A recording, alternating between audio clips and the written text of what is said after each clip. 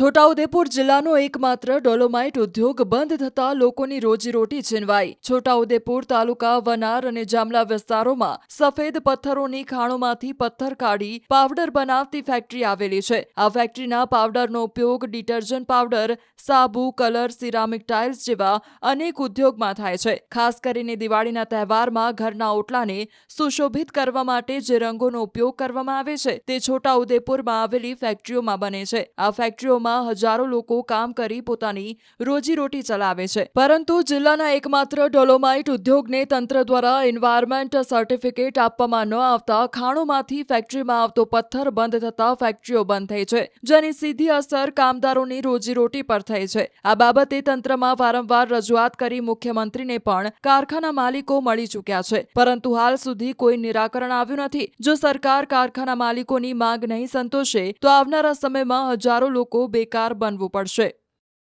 દિવાળીના તહેવારની અંદર અનેક લોકો પોતાના ઘરને રંગોથી સુશોભિત કરે છે, પરંતુ છોટાઉદેપુરમાં આવેલી જે રંગોળીની જે ફેક્ટરી છે તેના માલિકોના ચહેરા પરથી રંગ ઉડી ગયો છે।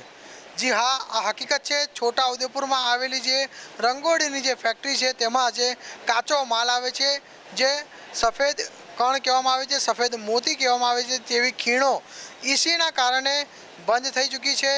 એટલે કાચો માલ આ ફેક્ટરીઓમાં આવતો નથી અને જોઈએ એટલો માલ આ ફેક્ટરીઓમાં બનતો નથી। આપ જોઈ શકો છો કે કઈ રીતે અહીં રંગોળીના અલગ અલગ કલરો બનાવવામાં આવે છે। આ જે ફેક્ટરીની અંદર અનેક કલરો જે બનાવવામાં આવે છે, પરંતુ આ જે પ્રમાણે અહીંનો જે ઉદ્યોગ ચાલવો જોઈએ તે ચાલતો નથી।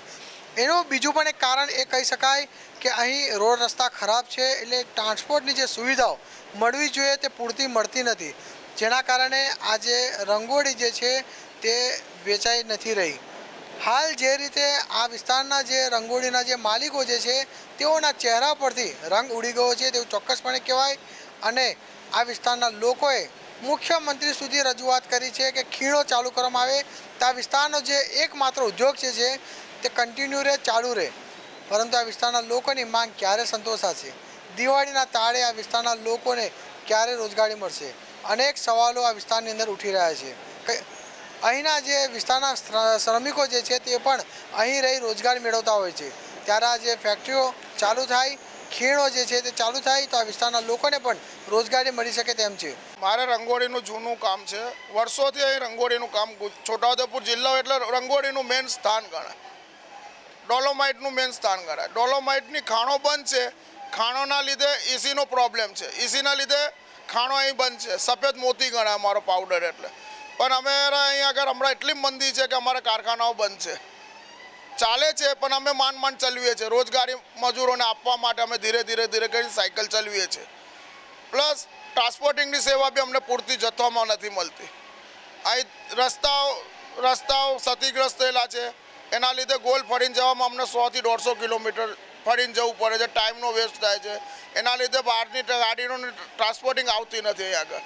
પ્લસ કે જૂના અમારા બાજુમાં એમપીમાં અલીરાજપુર છે, અલીરાજપુરમાં બી રંગોળીનો ધંધો થઈ ગયો એટલે અમારા અહીં આગળ મોટો માર પડ્યો, અને અમારા અહીંથી આંધ્રપ્રદેશ, તમિલનાડુ, કર્ણાટક, ગુજરાત, મહારાષ્ટ્ર એ બધે અમારો મટીરિયલ જાય છે। પણ દિવાળી આવી પણ અમને એવું નથી લાગતું કે હજુ મટીરિયલનું એ થાય છે, મટીરિયલ જતો જ નથી અમારો।